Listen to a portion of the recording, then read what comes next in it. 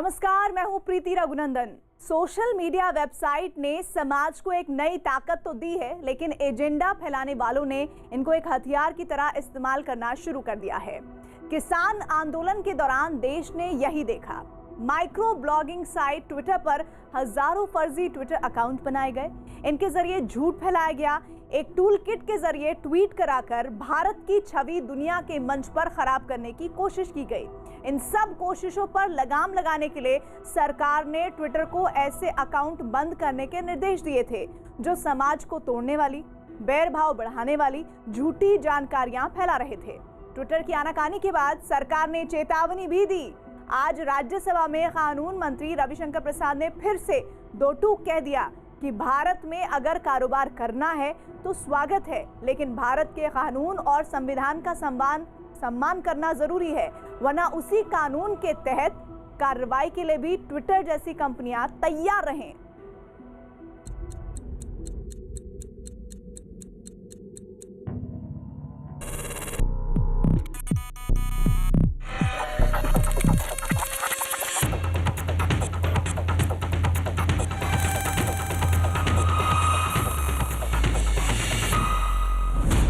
Twitter को सरकार की दो टूक।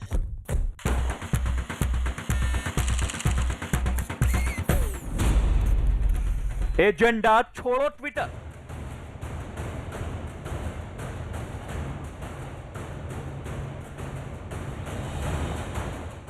इसमें कोई शक नहीं कि सोशल मीडिया ने समाज को बहुत ताकतवर बनाया है, लेकिन यही सोशल मीडिया एजेंडाधारियों का अड्डा बन गया है। इसी सोशल मीडिया के जरिए कई तरह की साजिश भी सामने आई है। खास तौर से इन साजिशों का खुलासा हुआ किसान आंदोलन के दौरान। खुफिया एजेंसियों को मिली जानकारी के मुताबिक किसान आंदोलन के दौरान ट्विटर पर अनेकों फर्जी अकाउंट बनाए गए। इन फर्जी अकाउंट के सहारे कृषि सुधार कानून को लेकर झूठा एजेंडा जनता तक पहुंचाया गया। यही नहीं, तमाम तरह की भड़काने और उकसाने वाली पोस्ट भी इसके जरिए प्रसारित की गई। साफ है कि समाज को एक नई ताकत देने वाला सोशल मीडिया इस पूरे मामले में प्रोपेगेंडा मशीनरी का टूल बन गया था। अब सरकार और ट्विटर के बीच तनातनी बढ़ती जा रही है। कानून, संचार और सूचना प्रौद्योगिकी मंत्री रविशंकर प्रसाद ने राज्यसभा में ट्विटर को दो टूक नसीहत दी है। सर, हम सोशल मीडिया का बहुत सम्मान करते हैं। सोशल मीडिया ने आम लोगों को एम्पावर किया है। डिजिटल इंडिया प्रोग्राम में सोशल मीडिया का भी बहुत बड़ी भूमिका है। हम आलोचना के भी अधिकार का सम्मान करते हैं। प्रधानमंत्री से लेकर सरकार तक की आप आलोचना कर सकते हैं, क्योंकि ये संविधान का अंग है। लेकिन सोशल मीडिया का दुरुपयोग अगर हिंसा, फेक न्यूज, वैमनस्य बढ़ाने के लिए किया जाएगा तो कार्रवाई होगी। ये हम बहुत विनम्रता से कहना चाहते हैं। सर, दूसरी बात, हम भारत के चुनाव की प्रक्रिया को बहुत ही आदर से लेते हैं और चुनाव आयोग ने बहुत ही बढ़िया काम किया है। अगर सोशल मीडिया का दुरुपयोग करके कोई चुनाव को भ्रष्टाचार से प्रभावित करने की कोशिश करेगा तो सख्त कार्रवाई की जाएगी, यह भी हम कहना चाहते हैं। और उसमें चुनाव आयोग के साथ साथ सरकारें भी काम करेंगी। जहां तक आप फेक न्यूज का सवाल है सर, मित्रवर प्रकाश जी यहां बैठे हुए हैं सर, एक फेक न्यूज को बस्ट करने का हमने प्लेटफॉर्म बनाया हुआ है और जो फेक न्यूज डालते हैं तुरंत उसका करेक्शन भी यहीं आ जाता है।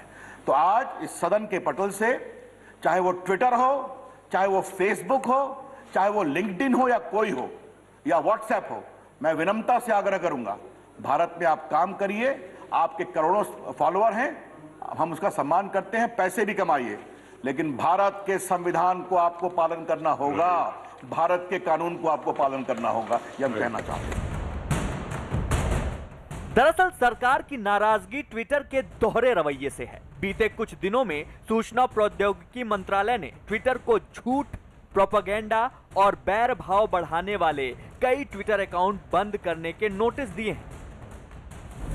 दरअसल किसान आंदोलन को लेकर आपत्तिजनक हैशटैग के साथ ट्वीट किए जा रहे थे। सरकार ने ट्वीट करने वाले 1500 अकाउंट बंद करने को कहा था। ट्विटर ने महज 500 अकाउंट ही बंद किए। वो अकाउंट भी बाद में रिस्टोर कर दिए गए। सरकार ने ट्विटर को आदेश नहीं मानने का नोटिस भेजा। इस पर ट्विटर अधिकारियों ने बातचीत का अनुरोध किया था। मगर बातचीत से पहले ही ट्विटर ने ब्लॉग लिखकर यह सफाई देनी शुरू कर दी कि ट्विटर ने इस मामले में ठोस कार्रवाई की है। ट्विटर के दोहरे रवैये से सरकार नाराज है।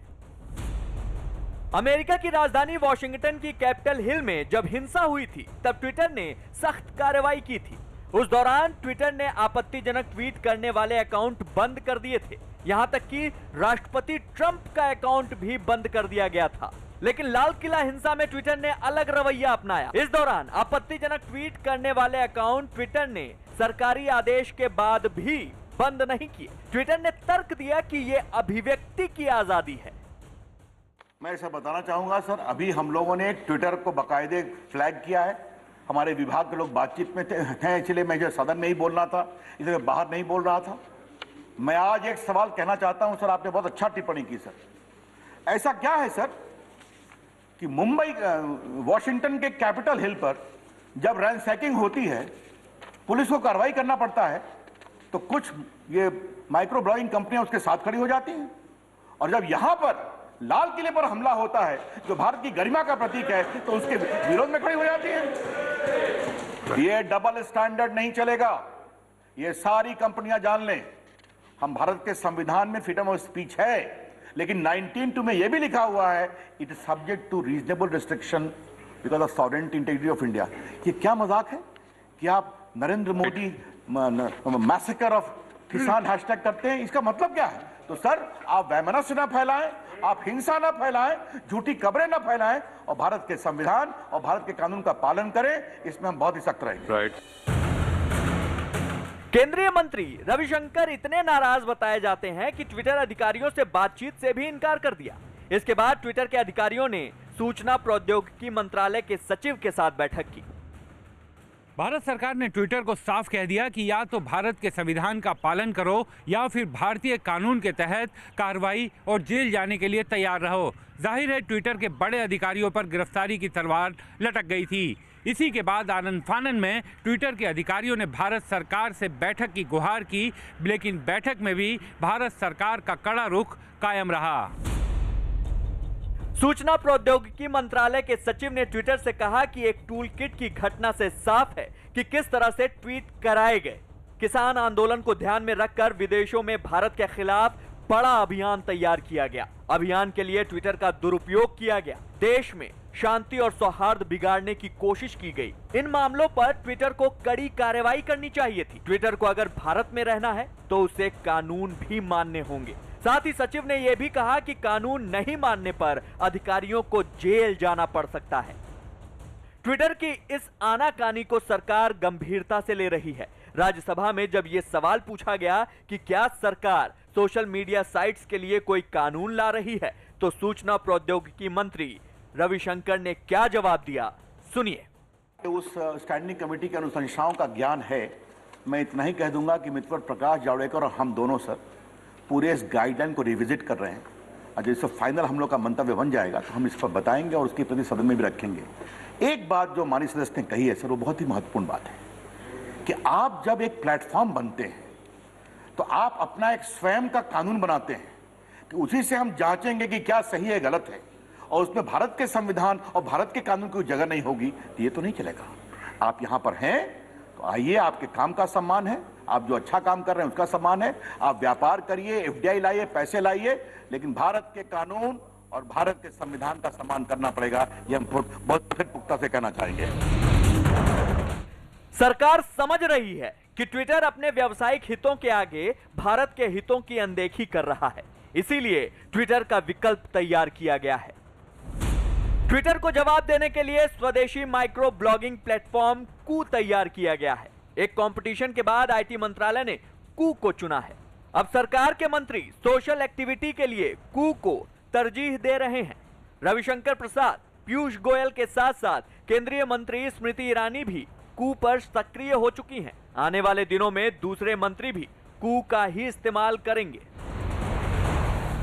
Member sir who has worked with me in this ministry that Koo, a made in India blog, is today has become a big toast of success, who are not only using Indian technology, Indian server.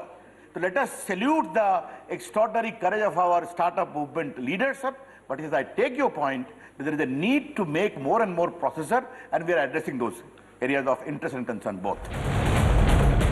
Bharat के हितों को लेकर Twitter ने जिस तरह आनाकानी का रवैया अपनाया है, उससे आने वाले दिनों में ट्विटर को बड़ा झटका भी लग सकता है। और इसी के साथ ही एक ब्रेक के लिए रुक रहे हैं। ब्रेक के बाद आपको दिखाएंगे कैसे भारत की आक्रामक रणनीति से दुम दबाकर भागा चीन, कैसे जंग की बात करने वाले चीन की अक्ल ठिकाने आ गई और चीन की लाल सेना पहाड़ की ऊंचाइयों से उतरकर अपने बैरक की ओर लौटने लगी। हिंदुस्तान के दम और चीन के आत्मसमर्पण की इनसाइड स्टोरी एक छोटे से ब्रेक के बाद।